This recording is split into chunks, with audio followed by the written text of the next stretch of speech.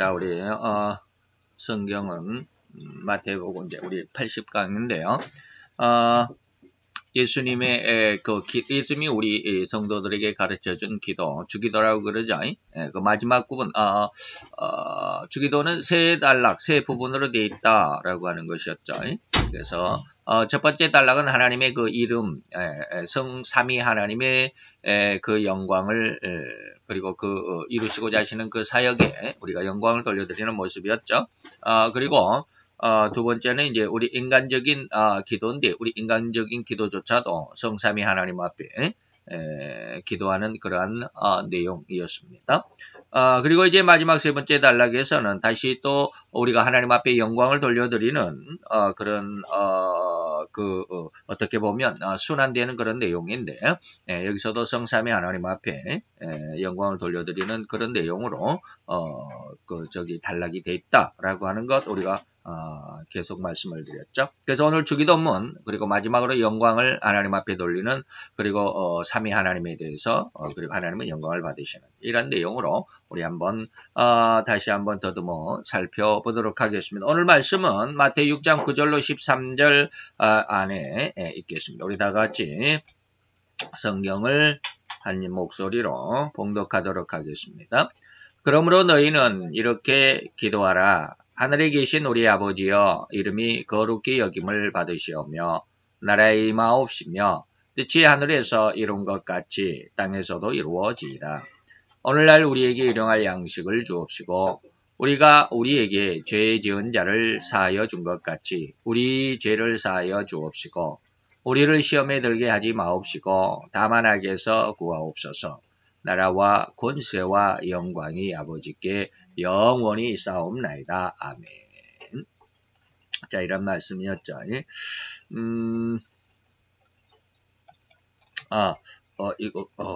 이거 큰일 났네. 안 띄워놨네요. 아이고. 이거 안 띄워놓고 어떻게, 설교를 시작을 했나. 이거 왜 지웠나. 아주, 실수했네요.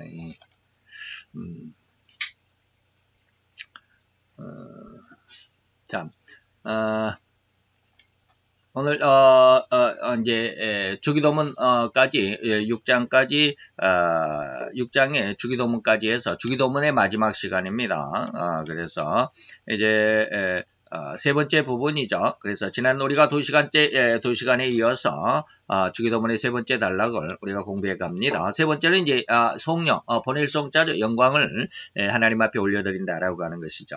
그래서 이렇게 우리가 하나님 앞에 기도를 드리는 목적이 뭘까? 우리가 하나님 앞에 기도하는 그 목적은 뭘까?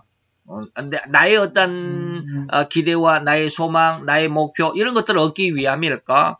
라고 하는 것이죠. 기도는 우리는 거의 그렇게 생각을 하잖아요.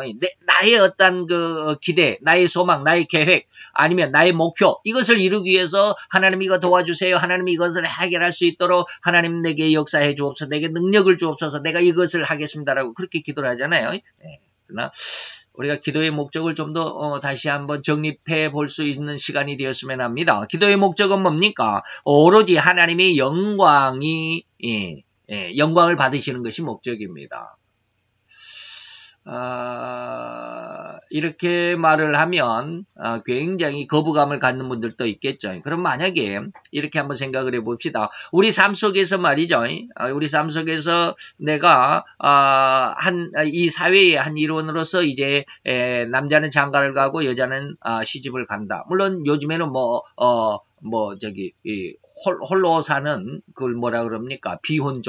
비혼족이라고 그러나요? 비혼족이라고 그러겠죠. 결혼을 안 하는 사람들도 많이 늘어가기는 하지만 그러나 결혼을 하게 되는 근본적인 이유가 뭘까요?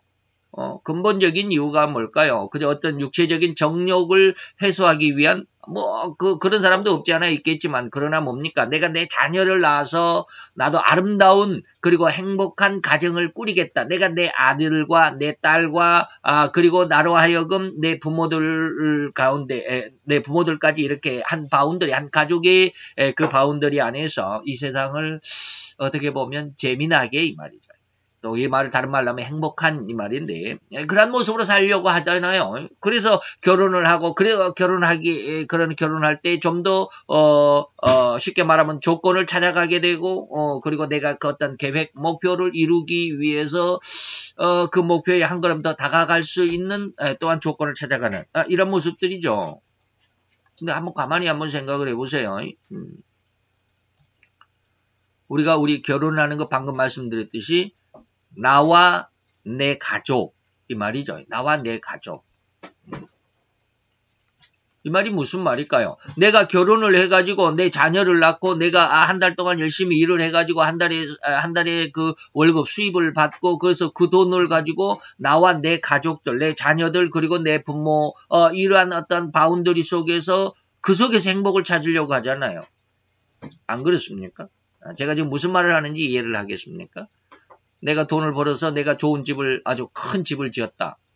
왜 큰 집을 지어요? 왜 살기 편하게 그 안에 인테리어도 하고 갖가지 생활 어떤 공간들 그리고 문화 공간들 이런 것들을 왜 합니까? 내가 내 자녀와 내 부모와 이런 뜻이죠. 이런 뜻입니다. 옆집에 있는 뭐 개똥이를 또 건너집에 있는 갑순이를 데려다가 그들을 행복하게 그들이 아주 재밌게 잘 살도록 하기 위해서 내가 그렇게 아름다운 집을 짓습니까? 그렇지 않아요. 그죠? 제가 지금 무슨 말을 하는지 압니까? 내 삶의 중심이 그리고 나로 하여금 파생되는 이 모든 것들 다시 말하면 내가 결혼하면 아내가 생기고 남편이 생기고 나로 하여금 파생되는 어떤 또 하나의 또 바운더리가 커가죠. 그로 말미암아서 내 아내나 내 남편에 의해서 내 자녀가 생기면 또 하나의 파생된 또 하나의 어떤 공간이 생기잖아요. 자녀들 공간이라고 해서 이상하지만 어떤 바운더리가 생긴단 말이에요. 그런 어떤 바운더리가 하나하나씩 커가는 것은 뭐요? 다 나를 위해서 내가 즐겁고 기쁘고 내 가족들이 내 아내가 내 남편이 내 엄마 아빠가 뭐 그런 거잖아요. 이거 부인할 수 있습니까? 부인할 수 없어요. 다시 말하면 하나님이 세상을 만드신 것은 하나님이 영광 받으시려고 이 말입니다. 하나님이 나를 만드신 것은 나를 하나님의 아들로 삼으신 것은 하나님이 기뻐하심을 하나님이 찬양을 받고 하나님의 영광 받기 위해서 나를 하나님의 아들로 부르셨고 그리고 세상에 태어나게 하셨다. 예. 무슨 말인지 이해가 되죠? 우리 하나님이 이해가 안 되면 우리의 삶 속에서 그 하나님의 마음을 한번 찾아보는 거예요. 내 삶 속에서 과연 하나님의 마음이 있을까? 그러면 자연스럽게 이해가 될 수 있습니다. 야, 우리가 기도하는 걸 내 목표와 내 계획을 위해서 기도하지 뭐 하나님만 영광 받으려고 그러면 나는 뭐야 막 이렇게 이야기할 수 있잖아요. 그게 아니에요. 잘 한번 생각을 해보세요. 나도 이렇게 살아갑니다. 나도 내 삶을 내가 즐겁고 내가 영광을 받고 내가 찬양을 받고 내가 세상에서 성공을 하고 싶어서 그렇게 살아갑니다. 그죠? 예. 오늘날 우리나라의 이 사회에 참 여러분들은 이해할 수 있을는지 모르겠어요. 제가 이걸 가지고 하나님 앞에 도대체 왜 그럴까라는 그런 생각을 해본 적이 있어요. 제가 지난번에 한번 말씀드렸어요. 하나님, 지금 하나님이 사악하다고 하는 이 나라의 정권 안에 후세와 같은 그런 사람이 있었으면 좋겠습니다라고 제가 기도했다고 그러잖아요. 그 기도를 한 2, 3일 만에 민주당 안에서 두 사람이 튀쳐나왔습니다. 예. 민주당이 지금 잘못하고 있다라고 그 당 안에서 그동안에는 일절방구 자기 당에 대해서 민주당에 대해서 불만을 토로한 사람은 없었어요. 다 눈치만 보고 있었겠죠. 그런데 제가 그렇게 기도하고 제가 왜 이렇게 저 자신을 이렇게 제 기도를 이렇게 말씀드린지를 조금 이따 말씀드릴게요. 그렇게 하고 나니까 이철이 그다음에 표창원 이러한 그 조홍천 이러한 분들이 그냥 막 이제 자기 민주당 안에서 잘못된 점들을 막 지적하고 반대하고 일어났죠. 그리고 그러한 기도를 하고 난 다음에 그 뒤에 기도가 어떤 기도로 발전을 했냐면 하나님 이 나라의 주권 통수권자와 그 주위에 휘하에 있는 그 주위에 있는 정부 고위 관리자들 하나님 그들까지 하나님 징계를 하셔야 되겠습니다. 그들의 어떤 지저분한 그 잘못된 것들이 하나님 들춰내야 되겠습니다라고 계속 기도를 했습니다. 그랬더니 요즘 난리잖아요. 요즘 난립니다. 조국이를 비롯해서 그 옆에 백원우 우리 백씨라서 좀 저는 서운하긴 하지만 백원우로 하여금 이호철 이런 사람들 아주 대여섯 명이 막 얽혀져 나와가지고 지금 난리입니다. 여러분들 뉴스를 보면 아주 난리입니다. 그래서 저는 가만히 이걸 내가 기도해서 하나님이 지금 이렇게 기도를 들으셨나라는 그런 어떤 뿌듯함도 있어요. 이게 기도하는 사람들의 자긍심입니다. 내가 기도하는 대로 하나님이 이루어 주시구나라는 그 자긍심인데, 그 하나님이 내 기도만 들었을까라는 거 내 기도만 들었을까? 아니에요. 하나님은 이미 그렇게 하기로 작정을 하셨습니다. 그런데 하나님의 아들을 불러서, 하나님의 딸을 불러서, 하나님의 종들을 불러서 며칠 전부터 그런 기도를 하도록 하십니다. 그거 참 희한합니다. 이것을 2, 3일 전부터 느끼기 시작해요. 하나님 왜 제가 기도한 대로 이루어지는 것 같은데, 참 제가 기도해서 이루어졌다는 어떤 뿌듯한 자긍심도 있지만, 정말 내 기도를 들어서 하나님이 그렇게 하셨을까라는 그런 어떤 반대인 면에서 하나님의 마음을 한번 읽어보려고 하나님 앞에 한번 곰곰이 생각해 본 적이 있어요. 그랬더니 이건 내가 기도해서 하나님이 내 기도를 들어서 이걸 응답하신 것이 아니라, 하나님은 그렇게 하시기로 했는데, 그렇게 하시기 위해서 하나님은 먼저 하나님의 종들에게, 그리고 하나님의 백성들에게 그런 기도를 하도록 유도하는 사람들이, 그런 마음을 갖도록, 그런 기도를 하도록 기도의 제목을 주시고, 기도할 수 있도록 열심을 주시고, 기도하는 시간들을 주셨다라는 것을 느끼기 시작했어요. 이게 뭐냐면 아모스 3장 7절이거든요. 예. 하나님 무슨 일을 할 때 반드시 그 종들에게 그 일을 알려주시고, 그렇게 하라고. 그래서 이게 그렇구나. 다시 말하면 이게 바로 하나님이 영광을 받으시기 위해서 그렇게 기도하게 하시고, 그렇게 하나님의 아들과 딸들을 불러주시다. 이런 어떤 그 기도와 하나님과의 관계 속에서 이런 그 끈끈한 어떤 연관고리를 찾아가면 기도하는 사람들의 기도하는 그 어떤 자긍심을 얻을 수 있지 않을까라는 그런 생각을 해봅니다. 그래서 우리가 기도하는 목적은 무엇이다? 하나님이 영광을 받으시기, 하나님이 찬양받기 위해서다. 이것이 잘 이해가 안 되면, 이걸 수용이 안 되고 거부감이 있으면 내 자신을 생각해 보자라고 아까 말씀을 드렸습니다.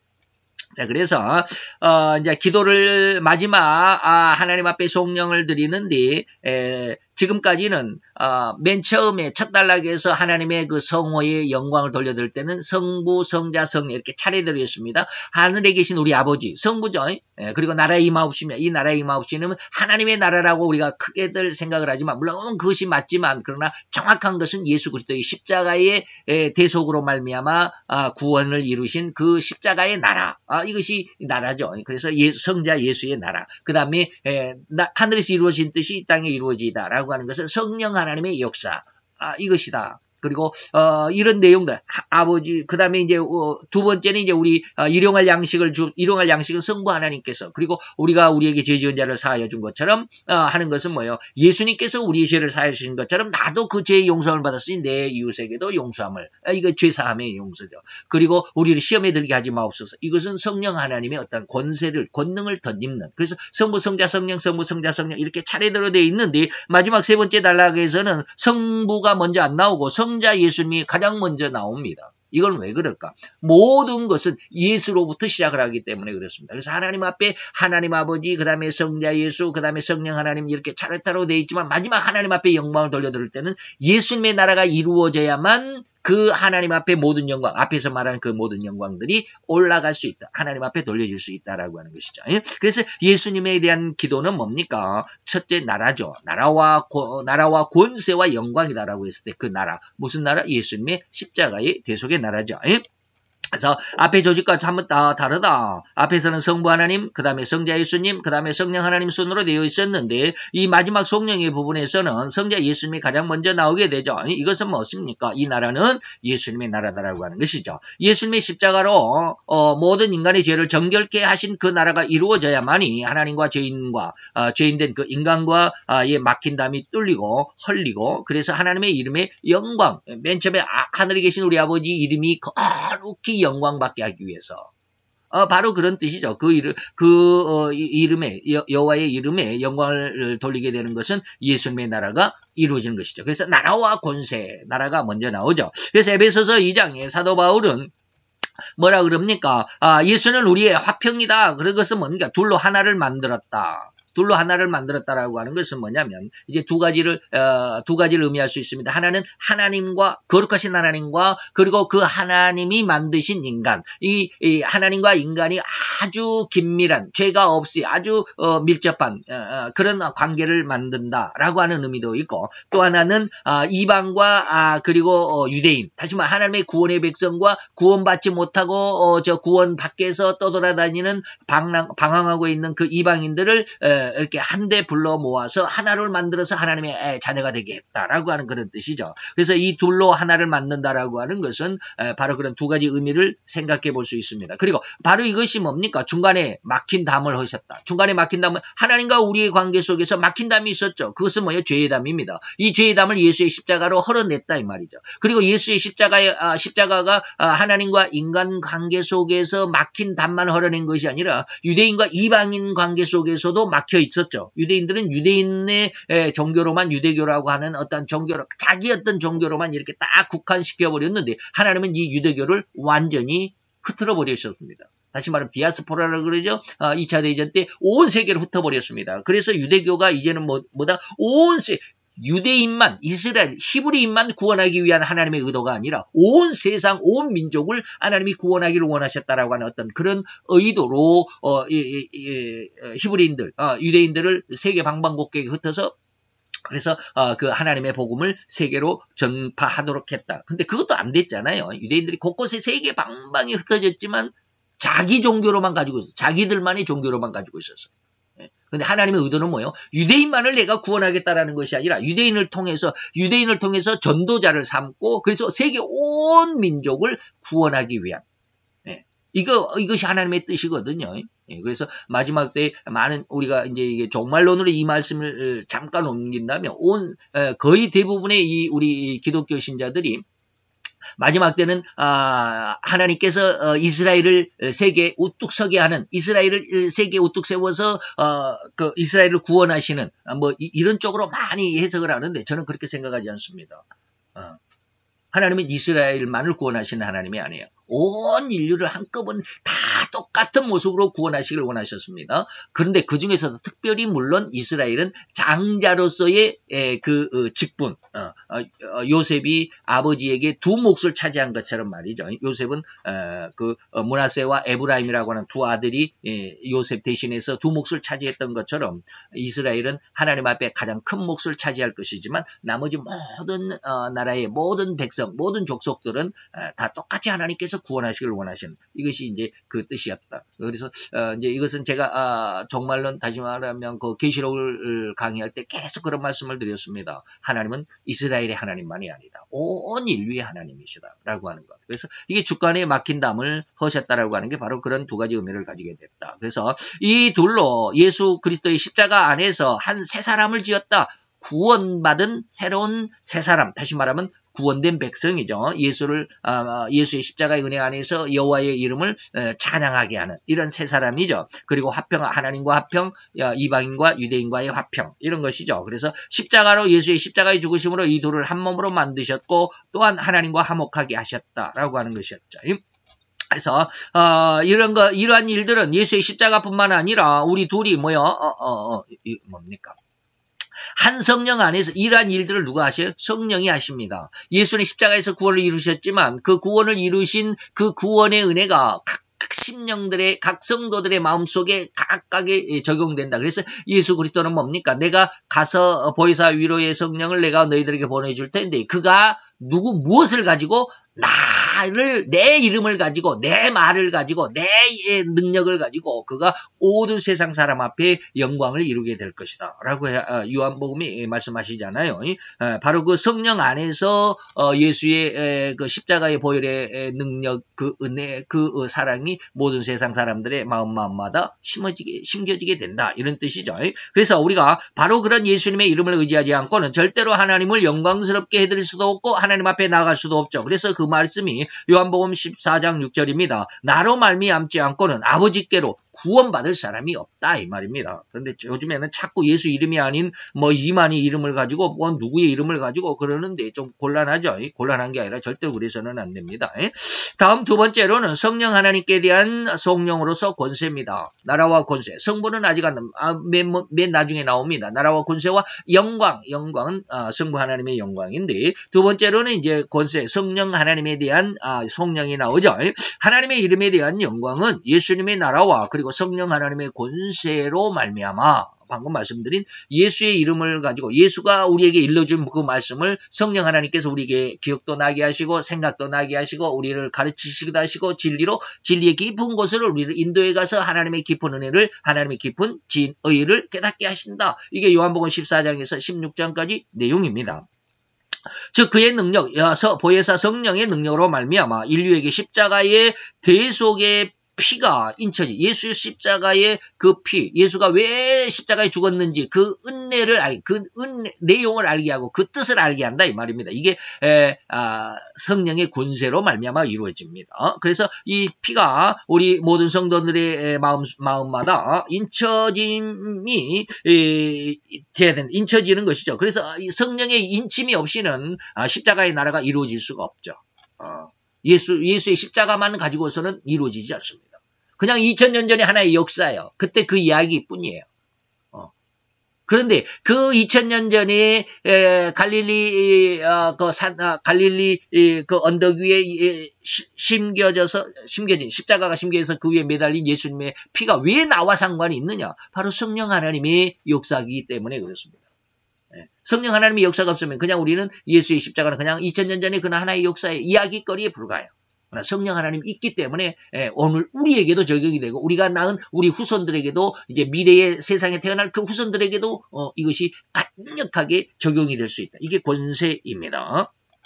곧 성령 하나님의 권세는 예수 그리스도의 십자가의 대속을 믿는, 다시 말하면 구원받는 성도들 개인 각자의 심령 속에 역사함으로 말미암아 이 대속을 믿고 그리고 받아들임으로 인해서 받아들이게 하는 이 사역, 구원받게 하는 사역이죠. 이 사역으로 인해서 이것이 바로 뭐라 그러냐면 성령의 권세다라고 말하는 거죠. 이 권세로 말미암은 믿음을 얻는 성도, 이 권세로 성령의 도우심으로 말미암아서 우리가 믿음을 얻게 되는데, 이러한 믿음을 얻게 된 그 믿음의 가장 최정점이 바로 성령 세례입니다.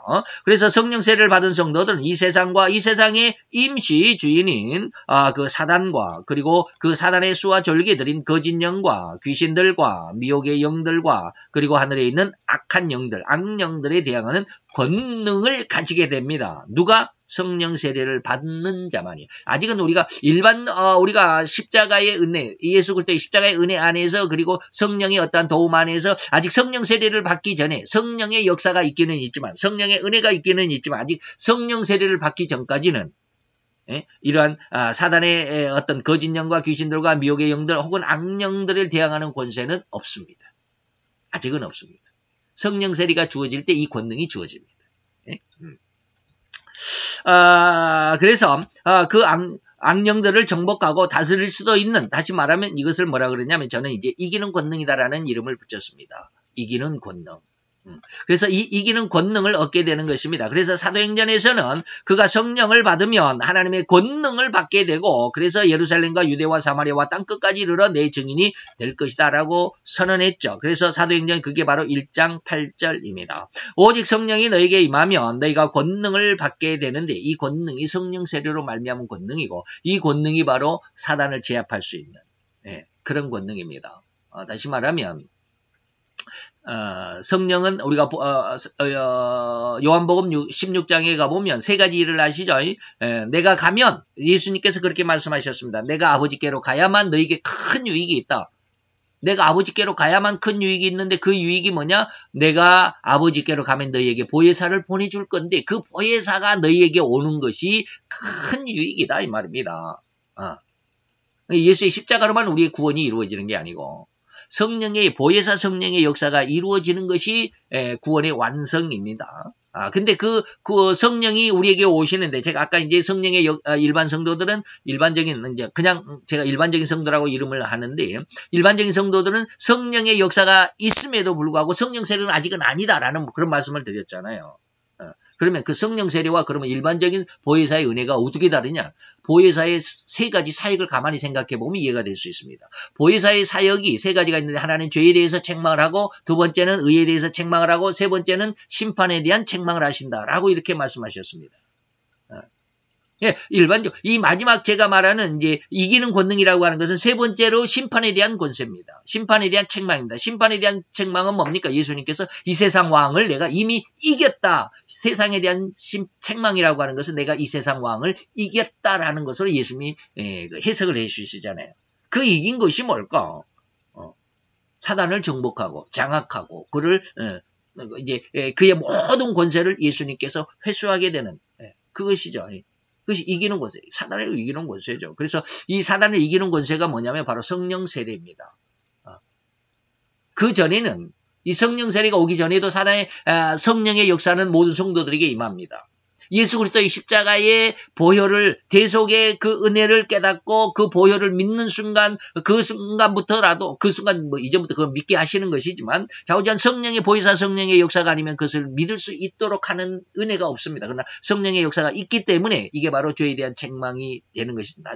뭐 죄에 대한 책망을 제가 예전에 좀 둘로 나누어서 예수님의 십자가 앞에서의 회개가 있고 보혜사의 죄에 대한 책망이 있다라고 하는 것을 두 가지로 구별해 드렸는데 이제 그것을 지금 다시 재론할 수는 없고요. 시간이 없으니까.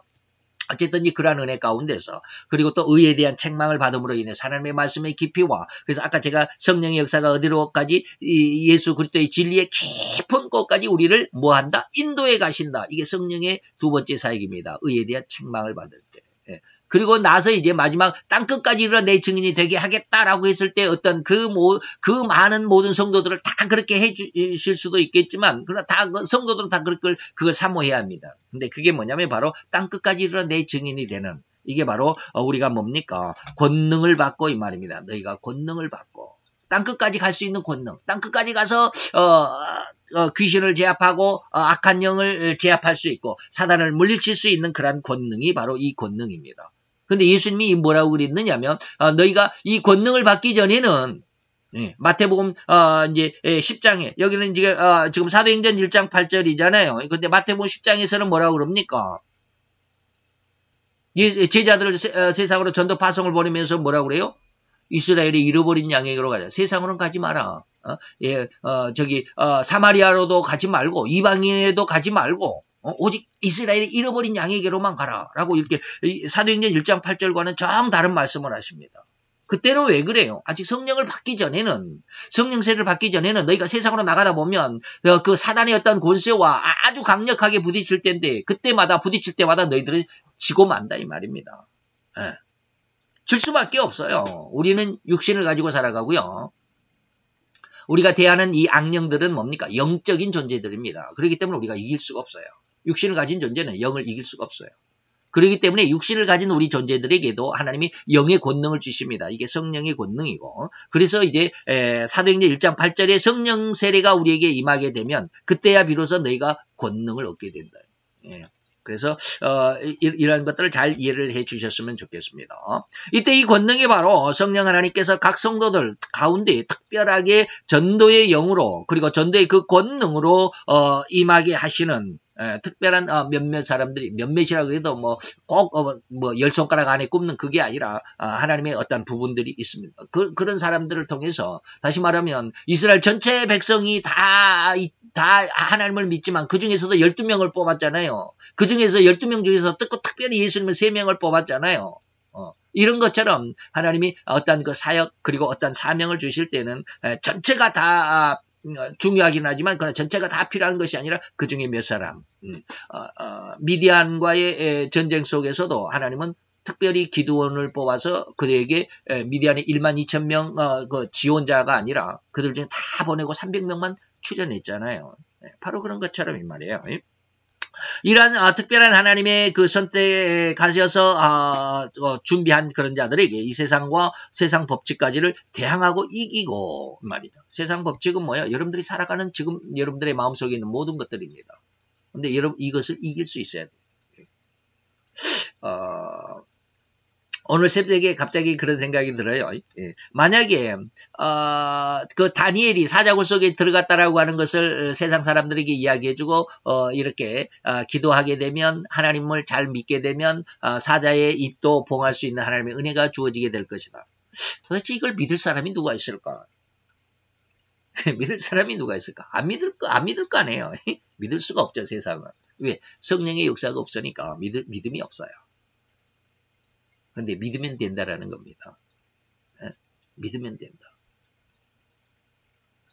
그래서 우리나라에도 아주 우리나라에서 그 S 장로 이름만 되면 제가 이제 이름을 말씀 안 드리고 이니셜을 따서 S 장로인데 그 장로가 서울대학교 교수도 하고요. 아주 지식 있는 그런 사람이에요. 그래서 기독교계에서는 그래도 어느 정도 이름이 있는 사람인데 이 장로가 서울대학교 교수도 하고 그랬으니까 상당히 많은 것을 알고 있고 그래서 저도 조금 별로 반대적인 생각이 없었어요. 근데 무슨 말을 했느냐면 하나님이 우리 마음속에 내가 있다고 믿으면 있는 거고 없다고 믿으면 없는 거다라는 이런 말을 했어요. 그건 장로가 아니죠. 장로가 아니에요. 그런 사람이 지금 우리 기독교를 엄청 공격하고 있습니다. 엄청 공격한단 말이 제가 많이 어폐가 있지만 정확한 믿음이 아니에요. 그 사람의 말대로 S장로의 그 말대로 하면 다니엘이 사자굴 속에 들어가서 사자의 밥이 되지 않고 살아나올 수 있는 그런 기적이 그냥 동화나 이솝의 우화처럼 그런 어떤 우스갯소리가 되어버린다라고 그렇게 믿으면 하나님의 은혜는 절대로 그런 사람들에게 임하지 않습니다. 그러나 저는 믿습니다. 그렇게 될 것을 믿습니다. 여러분들 제 마음에 돌아보지 않았기 때문에 제 마음이 어떻게 믿고 있는지는 전혀 여러분들이 저의 마음을 감지를 못하겠죠. 그러나 저는 확실히 믿습니다. 그게 제게 이루어질 거라고 저는 소망하고 있습니다. 제 자신에게 그게 이루어질 거라고 저는 믿습니다. 그냥 성경을 믿는 성경 그 자체 다니엘이 사자굴 속에 들어가서 사자의 밥이 되지 않고 살아나왔대. 뭐 다니엘이 세 친구가 7배나 더 뜨겁게 달고지 풀문불 속에 들어가서도 머리카락 하나를 그슬리지도 않고 그냥 그대로 살아나왔대. 이게 도대체 있을 수 있는 일이야? 이 말도 안 되는 소리야. 이게 무슨 이솝 우화 같은 동화 같은 이야기야? 이렇게 생각한 사람은 절대로 그런 일이 안 일어납니다. 그러나 저는 다니엘의 세 친구의 풀무불 속에서의 살아나온 것을 믿습니다. 그 기적이 저에게 이루어질 거라고 저는 확신합니다. 그래서 그걸 이루어지도록 얼마나 하나님 앞에 지금 기도하는지 모릅니다. 미친 기도라고 할지 모르지만 저는 그거 믿습니다. 이게 뭐예요? 세상과 세상 법칙을 대항하고 이기는 믿음입니다. 세상의 믿음은 절대로 세상의 법칙은 절대로 풀무불 속에 들어가서 사람이 타지도 않고 그것도 7배나 뜨겁게 달궈진 그 풀무불 속에 들어가서 타지 않고 살아나올 수 있는 사람 아무도 없습니다. 예전에 몇 년 전인가 여러분들 혹시 뉴스에 있었습니다. 포항제철에 한 근로자가 갑자기 사라졌습니다. 밤에 밤에 이제 야간 근무를 하고 이제 아침에 교대를 하고 나가야 되는데 없는 거예요. 그래서 어떻게 알았는지 그 사람이 아마 그 용광로 펄펄 끓는 쇳물이죠. 몇 천도 되잖아요. 몇 천도가 된지 저는 정확한 온도는 잘 모르지만 쇳물이 막 펄펄 끓잖아요. 빨갛게 그냥 용암이라 그러는 것처럼 펄펄 끓어가지고 그 쇳물을 부어가지고 이제 철판도 만들고 철괴를 만들어가지고 하잖아요. 근데 그 쇳물 속으로 빠져 들어간 것이 CCTV에 찍혔는지 어쨌는지 그걸 밝혀냈잖아요. 그 사람은 얘기를 해서 좀 죄송하지만 그 펄펄 끓는 쇳물 속에 빠져들면 사람이 살아날 수가 없잖아요. 살아날 수가 없어요. 그런데 그런 끓는 쇳물 속에 들어가도 살아나올 수 있을 거라고 말하면 미친 사람이잖아요. 미친 사람이잖아요.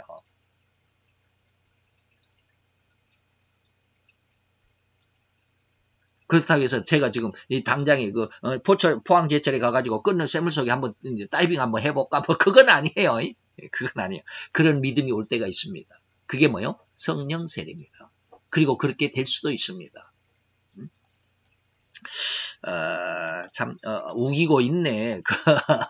그렇게 생각할 수 있는 사람들이 무지 많을 거예요. 네, 그랬습니다.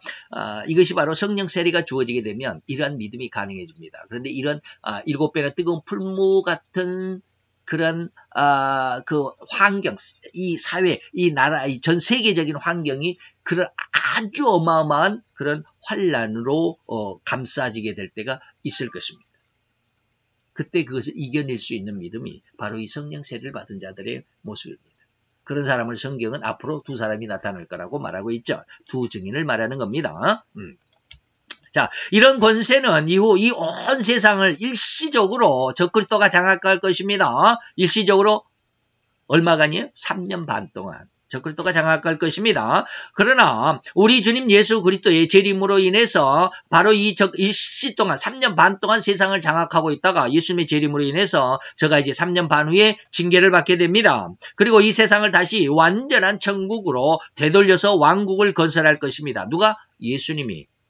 다시 말하면 이스라엘이 세상의 왕국의 중심이 되는 거 아닙니다. 이스라엘이 되는 게 아니에요. 예수님이 됩니다. 이스라엘 나라 없어집니다. 한국이란 나라 없어집니다. 미국이란 나라 없어집니다. 북한이나 소련이 있을까요? 중국이나 있을까요? 없어요. 온 세계는 하나가 되는 것입니다. 그 하나가 되는 세계를 누가 예수님이 먼저 만드신 게 아니라 세상이 먼저 만듭니다. 누가? 적그리스도가 이 말이에요. 적그리스도가 세상을 통일합니다. 그때는 미국도 중국도 일본도 없어요. 온 한 나라가 됩니다. 적그리스도의 나라가 됩니다. 그러면서 3년 반이 지나갑니다. 그 3년 반이 이 세계 통일을 예수님께서 이 통일 대통령 적그리스도를 완전히 이제 징계하시는 것이죠. 그리고 세상을 그 하나가 된 세상을 하나님의 앞에 완전히 이제 왕국으로 만들어가는 것이죠. 이게 바로 천년 왕국이라고 합니다. 여기에 이스라엘 나라가 세상을 장악하고 세상에 우뚝 서고 이런 거 없습니다. 바로 이때 이 예수님의 재림 직전까지 성령 하나님께서 권세를 계속 이어갈 겁니다. 세상을 이길 수 있는 권세. 바로 아까 말씀드렸던 그런 세상과 세상의 법칙을 이기고 대항하는 이러한 권세입니다. 마지막 성부 하나님이죠. 성부 하나님에게는 뭡니까? 영광입니다. 이 영광이 주기도의 궁극적인 내용이고 마지막 결론입니다. 이를 위해서 예수님의 십자가가 필요했죠. 아까 말씀드렸습니다. 성령님의 강림이 필요했습니다. 왜? 세상을 이기도록 하기 위한 권세를 성도들에게 주어야 되기 때문에 그렇습니다. 그래서 세 가지의 권세, 성령 하나님의 죄에 대한 권세, 그 다음에 의에 대한 권세, 그 다음에 세상에 대한 권세. 다시 말하면 죄에 대한 책망은 죄를 이기는 청결한 권세를 줍니다. 의에 대한 책망은 하나님의 진리의 말씀을 깨닫는 하나님의 진리의 그 은혜를, 권세를 주십니다. 그 다음에 이기는 세상 왕을 이기는 권세는 뭡니까? 세상 땅끝까지 정복하고 다스릴 수 있는 그런 권세를 주십니다. 이게 바로 성령 하나님의 역사죠. 이러한 권세를 얻기를 원하는. 그 하나만 받은 사람이 있겠고 둘만 받은 사람이 있겠고 세 가지 다를 받은 사람이 있을 것입니다. 여러분들 몇 가지를 받으실지 모르겠어요. 저는 세 가지를 다 원합니다. 어쨌든지 자 고로 성자 예수님의 대속의 은혜로 말미암아 구속을 얻은 사람들이 성령의 감동이라고 그랬습니다. 쭉 가봅시다. 성령의 감동을 받아서 하나님 앞에 영광을 돌려드릴 수 있게 됩니다. 이것이 바로 주기도의 조직이죠. 그런데 이제 성령의 감동에 대해서 제가 한번 쭉 말씀드리고 마치도록 하겠습니다. 성령의 역사 가운데 사역 가운데서는 물론 예수 그리스도의 십자가의 은혜로 구원받은 성도들의 각 심령들마다 성령 하나님이 다 역사합니다. 역사하는데 우리는 이 역사를 세 가지로 구분할 수 있어야겠습니다. 첫째는 성령의 감동입니다. 이렇게 합시다. 성령님의 감동 좀 크게 강조를 해서 이 감동이라고 하는 것은 감동이 뭡니까? 한자로 보면 느낄 감자 움직일 동자입니다. 느낄 감자 움직일 동자입니다. 이런 감동을 쓰죠. 한문으로는. 그래서 무엇인가를 마음으로 느껴서 마음이 움직였다 이 말입니다.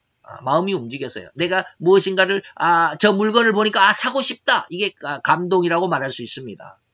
안 보면 모르잖아요. 안 보면 오늘 아침에 근무하시는 그 동료 중에 한 분이 갑자기 이제 교대를 하니까 다른 저자예요. 그분이 갑자기 출근해가지고 출근문에 사인하더니 갑자기 막 열을 내면서 그래요. 아, 내가 어저께 텔레비를 보다가 저같이 이제 대머리가 저는 이제 여기 그분은 여기 뒷꼭지가 여기 우리가 흔히 말하는 소갈머리가 없는 분인데. 아, 어저께 텔레비를 보다가 이 가발을 봤는데 너무 좋더라는 거예요. 그것이 무슨 뭐 실리콘으로 만들어가지고 특허를 받아가지고 뭐 있는데 나 그거 사야 되겠다고 막 열을 내도. 예전에 그런 거 몰랐으니까 몰랐겠죠. 안 봤으니까. 근데 그걸 보고 나니까 아, 나도 저거 있어야 되겠다라고 하는 거. 이게 바로 감동입니다. 성령의 역사도 마찬가지예요. 자, 이 감동은 성령께서 강하게 어느 특정한 성도에게 임함으로 인해서 그가 그 강한 성령님의 임재로 말미암아. 이거 임재라는 말은 영원히 함께하는 임재를 말하지 않습니다. 그 순간만 이야기하는 겁니다. 좀 구분을 해주셨으면 좋겠고요. 그 임재, 성령님의 역사로 말미암아. 임재라는 말을 그러면 역사로 바꿉시다. 임재라는 말이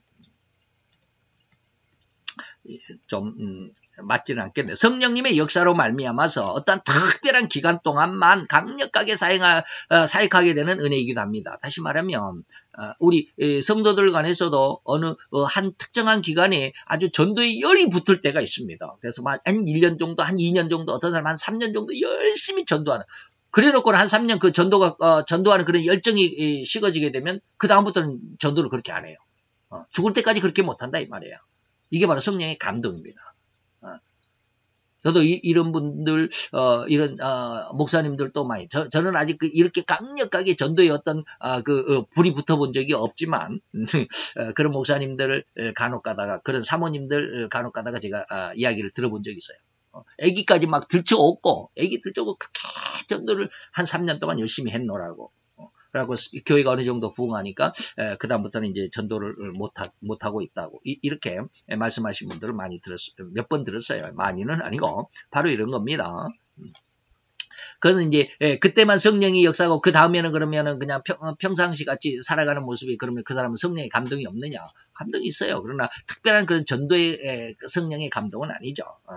자, 이런 것들을 잘 이해할 수 있어야 됩니다. 구약 모세 시대에 하나님으로부터 계시를 받은 성막을 모세가 이제 짓게 되죠.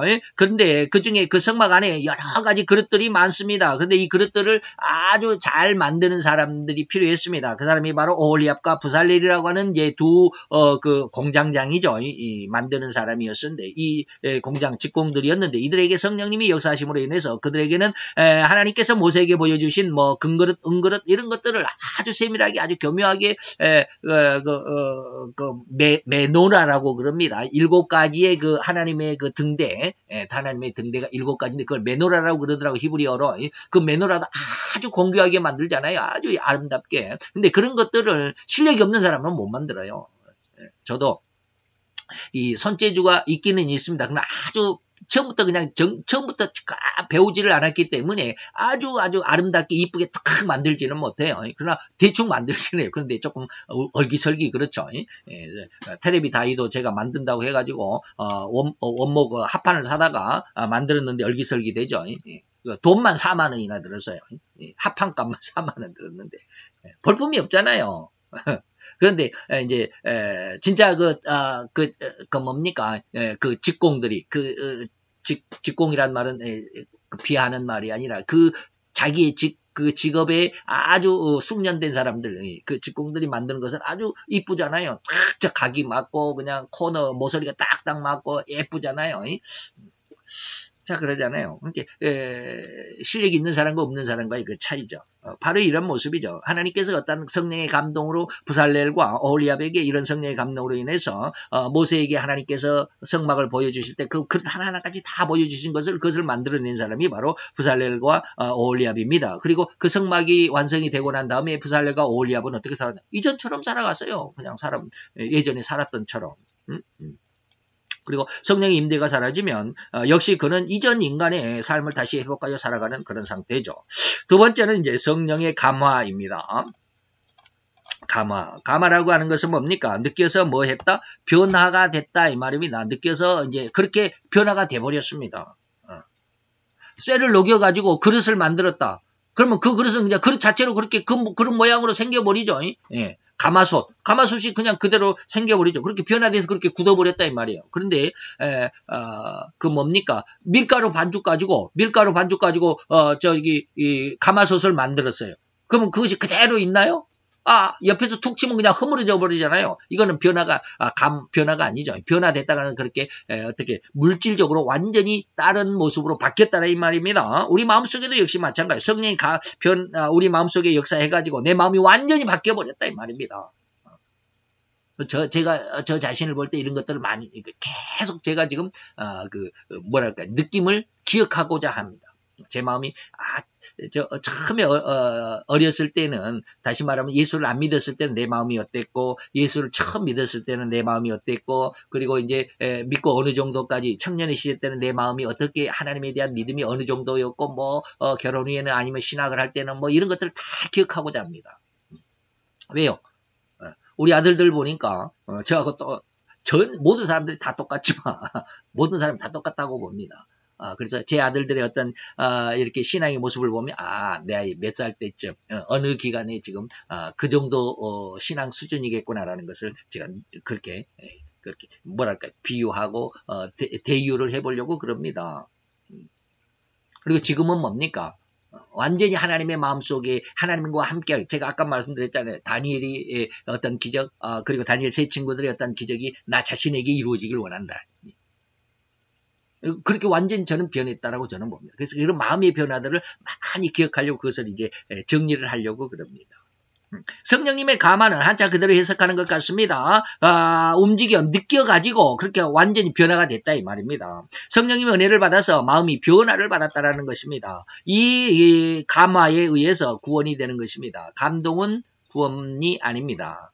그러나 감화는 구원입니다. 감화부터 다시 말하면 내가 예수 그리스도의 십자가의 은혜를 믿게 됐다 이 말입니다. 예전에는 믿음이 없었는데 믿어지게 되더라. 마음이 변화가 되더라 이 말입니다. 그게 바로 구원입니다. 그러나 교회 안에 들어와 있는 사람들도 많은 사람들 가운데 아직 이 성령의 감화의 은혜에 접어들지 못한 사람들이 많이 있습니다. 이해가 안 되죠? 이런 말을 하면 굉장히 반감을 가질 사람들 많아요. 예수님도 네 가지 밭에 대해서 그랬습니다.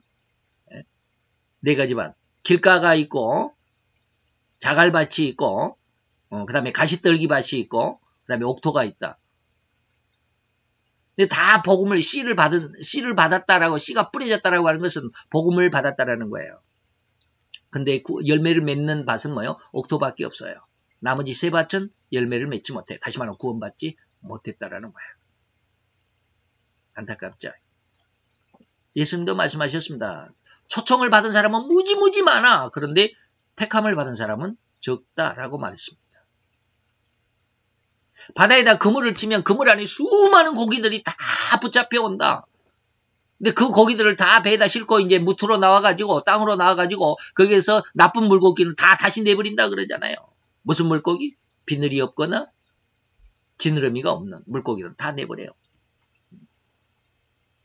좋은 고기만 담아냅니다.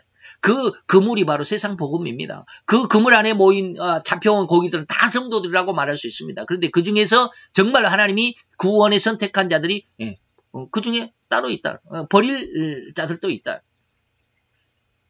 안타까운 말입니다만은 그럴 수밖에 없어요. 교회 나온다고 해서 예수의 십자가의 은혜를 믿습니다라고 해가지고 내가 세례를 받았다고 해서 다 구원받는 게 아니더라는 거예요. 그 마음이 아직도 세상 속에 많이 있습니다. 그래서 가시밭들기가 제일 안타까운 모습인데 참 잘하는 것 같잖아요. 그 말씀에 의해서 잘 자라는 것 같은데 결국에는 열매를 맺지 못하더라. 왜? 세상 재리와 욕심에 따라서. 세상 아직 버리지 못했다. 세상을 버리는 것이 뭡니까? 이김의 권세를 갖는 것입니다. 그럼 세상에 가면 구원받는 사람이 없겠네. 우리 아들 말죠. 우리 큰아들이 그러더라고요. 아빠 설교를 듣고 있으면 천국에 5사람밖에 없을 것 같다고.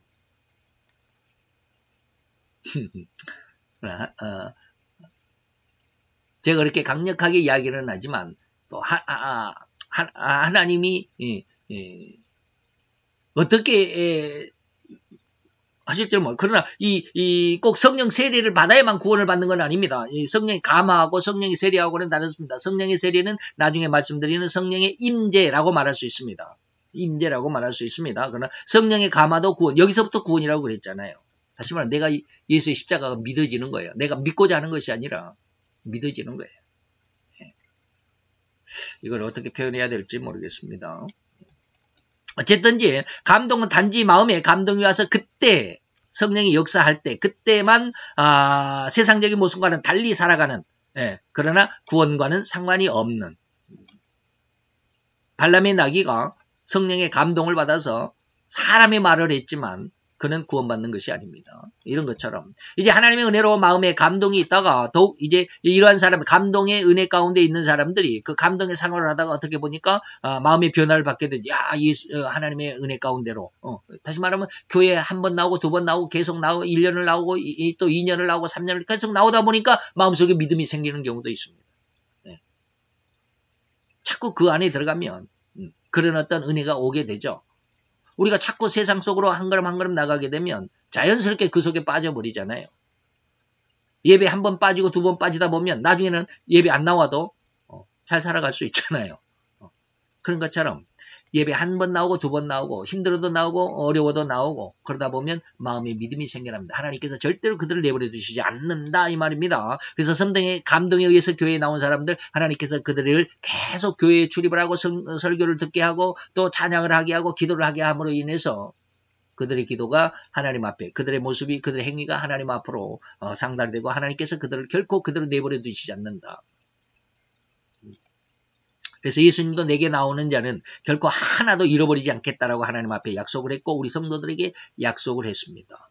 그래서 더욱 변화를 받았으니 우리 죄악의 심성이 하나님의 구원의 은혜로 이제 점점 믿음으로 변화됐다 이런 것입니다. 이 감화도 다음에 설명하는 임재와는 조금 다르다라고 하는 것입니다. 임재와는 다르죠. 구원은 구원이지만 임재와는 다릅니다. 그러면 세 번째는 뭡니까? 성령님의 임재 또는 내주입니다. 이것은 뭡니까? 하나님이 우리 마음속에 오셔가지고 영원히 함께한다 이 말입니다. 영원히 죽을 때까지 아니면 천국에 갈 때까지 살아있는 사람은 천국에 갈 때까지 이는 성령님이 성도들의 마음에 역사하는 것으로 끝나는 것이 아니고 영원히 그 성도의 마음속에 살아갑니다. 그러면 이 사람은 뭡니까? 죄가 없는 사람입니다. 그래서 제가 늘 이야기했듯이 제 속에는 아직도 이런 마음이 있고 저런 마음이 있는 것은 아직은 성령 세례가 아니다. 성령 세례를 받으면 임재가 됩니다. 그래서 결코 뒤돌아보지 않습니다. 이때 성도는 결코 죄악의 모습은 허리만큼도 없습니다. 완전한 청결함이고요. 완전한 거룩한 심령으로 변화되어 버렸고 하나님이 역사했기 때문에 다시 말하면 하나님은 결코 죄가 눈곱만큼도 있으면 거기에는 하나님이 임재하지 않습니다. 뭐 한 10%는 봐주고 90%만 깨끗하면 내가 10%는 죄악 가운데 있어도 내가 임재해 줄게. 이게 아닙니다. 99%는 그러면 깨끗하고 1%만 조금 아직은 또 실수가 있고 허물이 있고 그러면 1%는 봐주겠 아니에요. 100% 완전히 거룩함이 될 때 이 말이에요. 우리가 그렇게 되는 게 아니라 하나님이 그렇게 하십니다. 우리는 결코 100% 완전해질 수 없어요. 단 10%도 청결해질 수가 없습니다. 하나님이 그렇게 하십니다. 하나님이 우리의 마음을 점점 변화시키게 간다라고 하는 말씀을 좀 이해를 하시기 바랍니다. 우리가 하나님 앞에 10점짜리가 될 수도 있고요. 다 하나님 앞에 있으면 20점짜리 점점 마음의 변화를 주십니다. 마음의 감동을 주시고 변화를 주시고 믿음이 성장하게 되어 갑니다. 옛날에는 10을 믿었는데 이제는 20을 믿게 되고요. 이제는 30을 믿게 되고요. 그러다 보니까 70이 되고 80이 되고 그래서 세상과는 전혀 세상과는 상관이 없는 완전한 신앙으로 성장하게 되는 이것이 우리가 스스로 막 열심히 나는 죄를 안 지을래 나는 죄의 모습과는 전혀 나는 상관하지 않을래 라고 이렇게 막 애쓰고 마음에 결심을 하고 결단을 하고가 아니라 그런 것이 아니라 하나님이 그렇게 하시는 겁니다. 우리 기도하는 우리의 성경을 읽는 그리고 우리가 예배에 참석하는 우리의 신앙 생활의 모습을 보면서 점점 더 우리의 등을 떼밀어 가시는 것이죠. 이게 바로 우리 심령의 변화입니다. 그 변화된 심령에 하나님이 영원히 함께 하신다는 것인데 이 은혜를 얻는 자는 결코 허리만한 죄악에도 들어가지 않습니다. 한마디도 욕을 할 수가 없습니다. 상대방의 마음을 서운하게 할 수가 없습니다. 다 내가 연약하고 내가 부족해서 너에게 다 해주지 못했어라는 그런 마음뿐입니다. 이게 완전한 인간입니다. 하나님이 인간을 그렇게 만드셨습니다. 근데 이 마음을 뺏겨버렸잖아요. 이 마음을 뺏겨버렸습니다. 이기는 권능을 뺏겨버렸습니다. 누구에게? 사단에게. 그래서 즉 죄를 저지르지 않게 되는 이러한 성령님의 임재 또는 내주, 성령의 내주 안에 기거한다 이 말입니다. 안에 기거한다. 안에 살아계신다. 임재, 내주 그런 말입니다. 이러한 성령님의 세 가지 은혜를 잘 기억해 두시기를 바랍니다. 그래서 이제 마지막으로 우리가 하나님 앞에 모든 영광을 돌려드리는 성령의 감동, 감화, 역사까지 우리가 살펴보면서 나라와 권세와 영광이 아버지께 영원히 있기를 원합니다. 라고 하는 그런 영광을 돌려드리는 것으로 주기도문의 마지막이 마치게 되었습니다. 잘 기억을 해주시고 우리 기도 속에도 또 우리 신앙 속에도 잘 한번 성장해 갈 수 있는 아주 쉽게 말하면 흔들리지 않는 기준으로 삼아 주셨으면 감사하겠습니다. 기도합시다.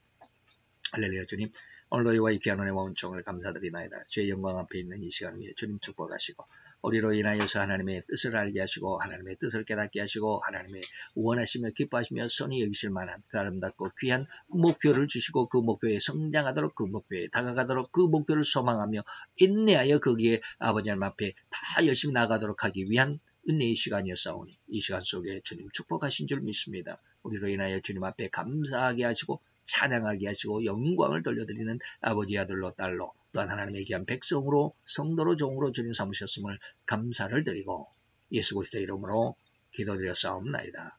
아멘.